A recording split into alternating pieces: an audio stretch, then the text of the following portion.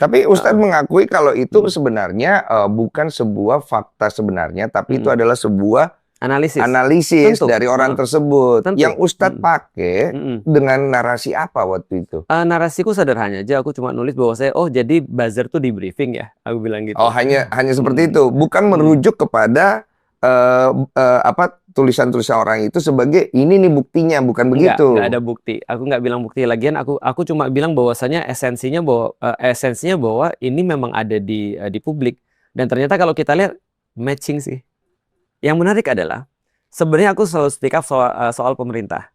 Karena bagiku itu adalah bagian daripada amar ma'ruf nahi munkar. Makanya ketika Panji ngobrol soal tambang atau soal negeri ini yang segala macam. Aku bilang waktu itu sama Panji gini. Terus terang aku tersinggung sih Mas. Kenapa? Karena itu tugasnya orang-orang yang dakwah malah.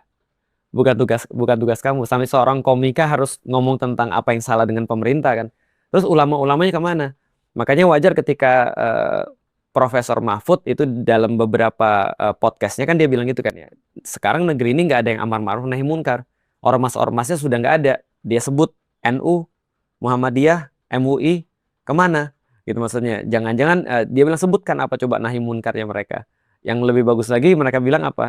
Yang lebih bagus lagi Profesor Mahfud bilang apa? Sekarang nahi munkar cuma ada di podcast. Jangankan bahas pemerintah, orang podcast bahas perselingkuhan aja bisa diserang. Nah, sekarang kan akhirnya ada tuduhan ke Ustadz sendiri seolah-olah Ustadz itu adalah orang yang ingin seolah-olah ya memecah belah. Memecah belah. Itu sudah mulai kerasa tuh. Nah, Ustadz sendiri merasa larinya mau kemana ini? Pertama tuh gini, seorang pemimpin itu harus menunjukkan satu hal yang baik. Misalnya contoh ya kayak Presiden Prabowo ya.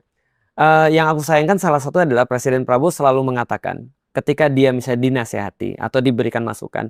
Balik lagi menurutku ya gini ya. Kalau aku jadi pemimpin, kalau ada orang-orang di bawahku memberikan masukan, harusnya aku senang karena masih ada komunikasi. Yang aku khawatir adalah ketika mereka nggak mau ngomong lagi nih.